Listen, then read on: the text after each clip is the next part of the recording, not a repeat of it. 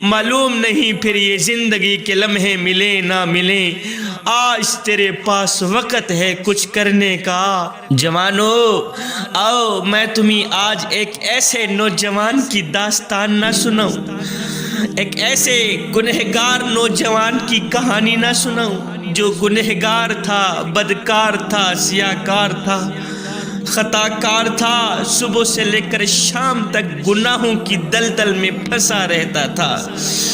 ہے اس نے اپنی ساری زندگی گناہوں میں گزار دی۔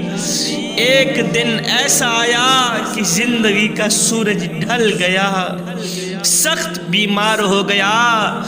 جب موت کے قریب پہنچا، اللہ اکبر، تو اس نے اپنی ماں کو بلایا اور کہا ماں میں بہت ہی بڑا گنہگار ہوں، بدکار ہوں، سیاہکار ہوں، خطا کار ہوں۔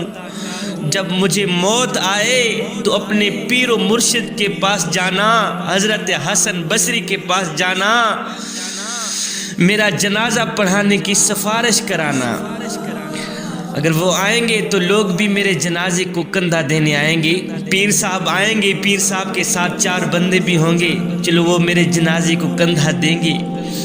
ورنہ میں نے تو زندگی میں ایک نیکی کا کام بھی نہیں کیا، ایک نیکی بھی نہیں کی۔ ہائے گناہوں میں اپنی قیمتی زندگی برباد کر دی، گناہوں کی دلدل میں پھنسا رہا، اللہ کو راضی نہ کر سکا، مسجد میں نہ جا سکا، اللہ اکبر، اللہ کی بارگاہ میں اپنا ایک سجدہ پیش نہ کر سکا۔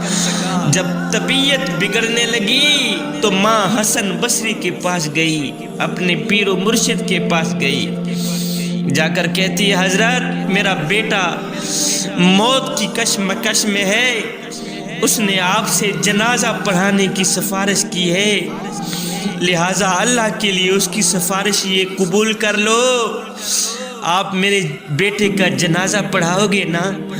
حضرت نے کہا محترمہ میں نے آپ کے بیٹے کو کبھی سجدہ کرتے نہیں دیکھا، کبھی سجدہ کرتے نہیں دیکھا، کبھی اس کو میں نے مسجد میں نہیں دیکھا، کبھی اس کو میں نے نماز پڑھتے نہیں دیکھا، قرآن پڑھتے نہیں دیکھا، کوئی اچھا کام کرتے نہیں دیکھا، میں اس کا جنازہ کیسے پڑھاؤں؟ میں نہیں پڑھاتا اس کا جنازہ، تم یہاں سے چلی جاؤ۔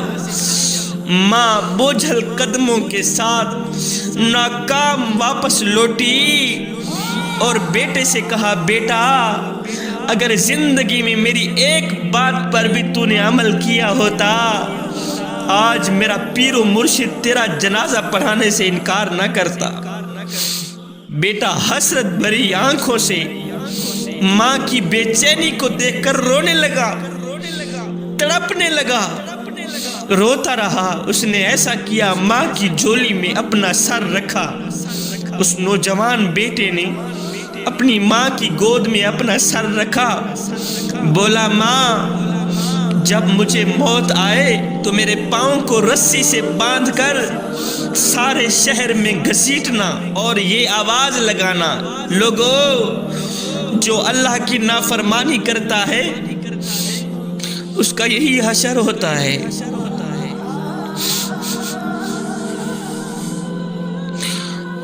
جو اللہ کی نافرمانی کرتا ہے اس کا یہی حشر ہوتا ہے۔ پھر ماں مجھے دفنانا بھی نہیں، مجھے شہر کے کتوں کی جگہ پھینک دینا تاکہ لوگ مجھے دیکھ کر عبرت حاصل کریں۔ روتا رہا، تڑپتا رہا، پھر اس نے آخر میں ایک بات کہی، اس نے کہا ماں مجھے ایک بات تو بتا۔ ماں رو کر کہتی بیٹے میں قربان جاؤں تیری جوانی پر، بول پوچھ کیا پوچھنا چاہتا ہے۔ اس نوجوان نے کہا ماں مجھے ایک بات تو بتا، اگر میرا اللہ ایک لمحے کے لیے تجھے مہلت دے دے، اے گنہگار نوجوان کی ماں میں تجھے ایک لمحے کے لیے مہلت دیتا ہوں، مہلت یہ دیتا ہوں اگر تو چاہے اپنے بیٹے کو جنت میں ڈال دے، اگر تو چاہے اپنے بیٹے کو جہنم میں ڈال دے، بتا تو صحیح ہے ماں تو مجھے جنت میں ڈالے گی یا جہنم میں ڈالے گی؟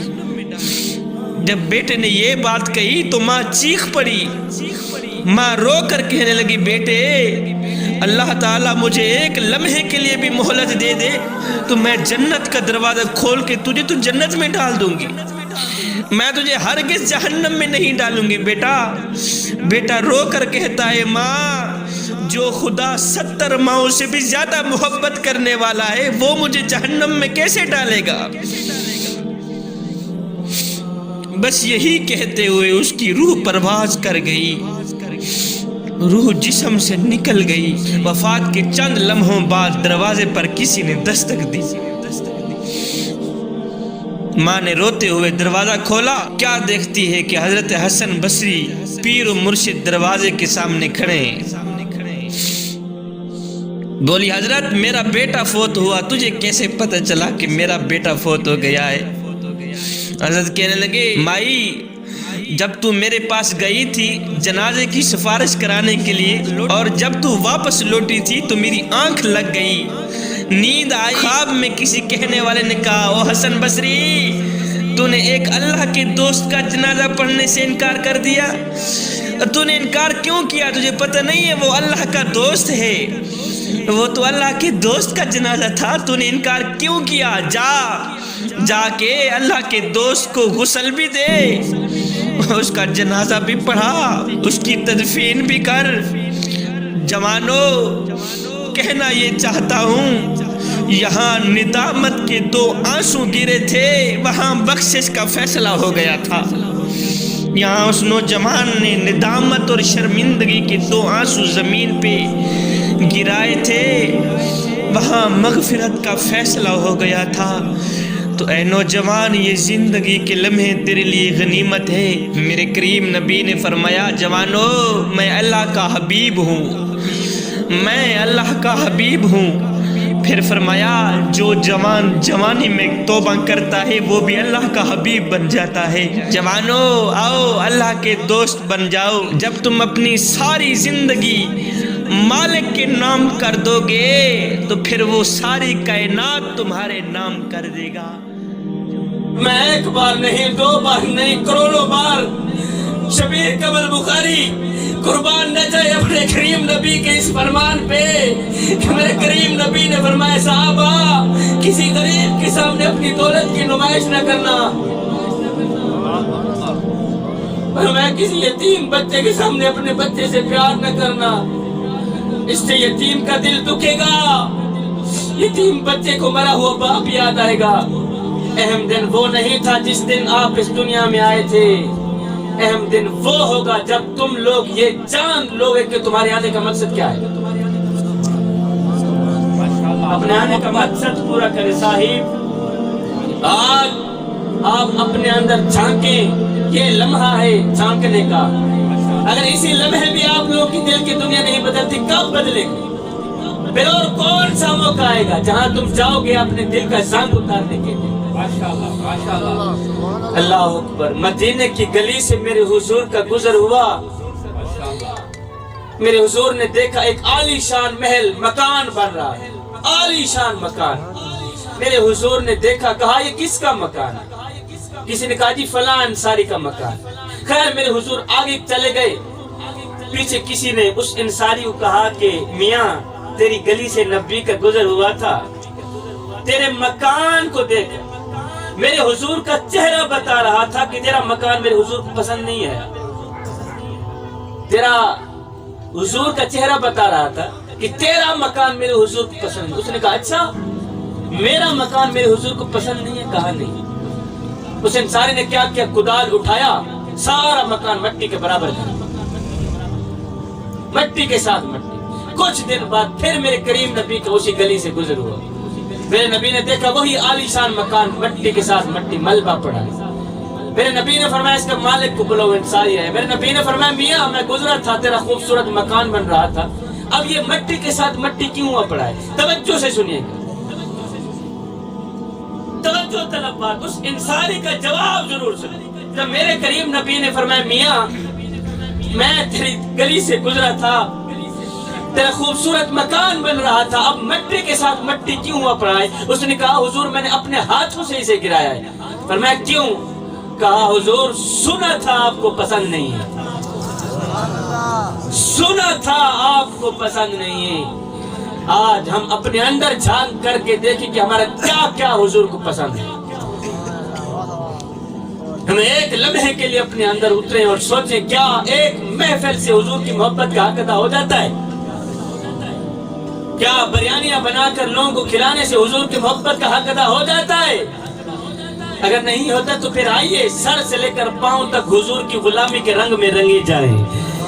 میرے حضرت فرماتے ہیں میاں یہ نہ ہو کہ کوئی تم سے پوچھے کہ تم کون ہوتے ہو اور تمہیں شناختی کارڈ دکھانا پڑے، دیکھو جی مذہب کے خانے میں اسلام لکھا ہے، ہم لوگ مسلمان ہوتے ہیں۔ فرمایا نہ بندے نہ، کسی کو پوچھنا بھی نہ پڑے، تجھے بتانا بھی نہ پڑے، تیری وضاحتیں، تیرا طرز زندگی، تیرا انداز معاشرت اس طرح کا ہونا چاہیے کہ تو دور سے آ رہا ہو، کوئی تجھے دیکھے تو فوراً کہے یہ کوئی عام نہیں آ رہا، یہ تو میرے محمد کا غلام ہی آ رہا ہے۔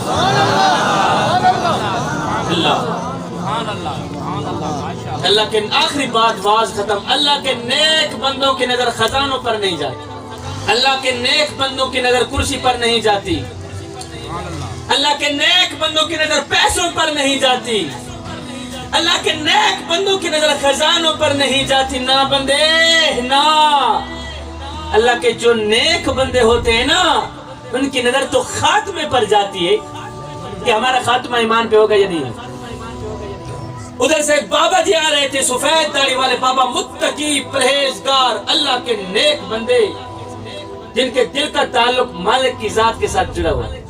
ادھر سے آ رہے تھے تو ادھر سے ایک نوجوان جا رہا ہے، قبلہ نوجوان نے کتا پکڑا ہوا، نوجوان نے ادھر سے بابا جی آ رہے تھے، نوجوان نے کہا بابا جی بیٹا، کہا ایک بات تو بتائیں، کہا کون سی بات؟ کہا بابا جی آپ اچھے ہیں یہ میرا کتا اچھا ہے۔ آخری بات واز ختم، دل کے کانوں سے سنیے گا۔ جوانوں، ہمارے لیے اصل عید کا دن نہ عید الفطر کا دن ہے نہ ہے عید الاضحیٰ۔ ہمارے لیے اصل عید کا دن وہ دن ہوگا جب ہم کامل ایمان کے ساتھ کلمہ پڑھتے اس دنیا فانی سے رخصت ہوں گے، اور یہ تب ہوگا جب تم زندگی انسانوں والی گزارو گے۔ جوانوں، اے زندگی چاہے کتوں والی گزارو، مرنے کے بعد حساب انسانوں والا دینا پڑے۔ انسان بننا سیکھیں صاحب، یہ ضروری نہیں ہے جس میں سانس نہیں وہ مردہ ہے۔ مجھے بتاؤ جس میں انسانیت نہیں ہے وہ کون سا زندہ ہے؟ وہ بھی مردہ ہے۔ صاحب صرف بندہ بننا مشکل ہے، صرف بندہ بننا مشکل ہے، پھر نہ پیر بننا مشکل ہے نہ ہی فقیر بننا مشکل ہے۔ آخری بات واز ختم، ادھر سے بابا جی آ رہے تھے، سفید داڑھی والے بابا، متقی پرہیزگار، اللہ کے نیک بندے۔ تو ادھر سے ایک نوجوان جا رہا تھا، نوجوان کے ہاتھ میں کتے کی ڈور تھی، نوجوان نے کتا پکڑا ہوا تھا۔ نوجوان نے اس بابا جی کو کہا بابا جی آپ اچھے ہیں میرا کتا اچھا ہے، بابا جی آپ اچھے ہیں میرا کتا اچھا ہے، آپ اچھے ہیں میرا کتا اچھا ہے۔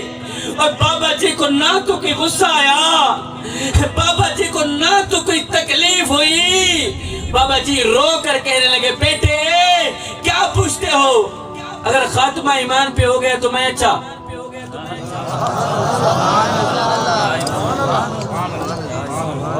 اگر خاتمہ ایمان پہ نہ ہوا تو پھر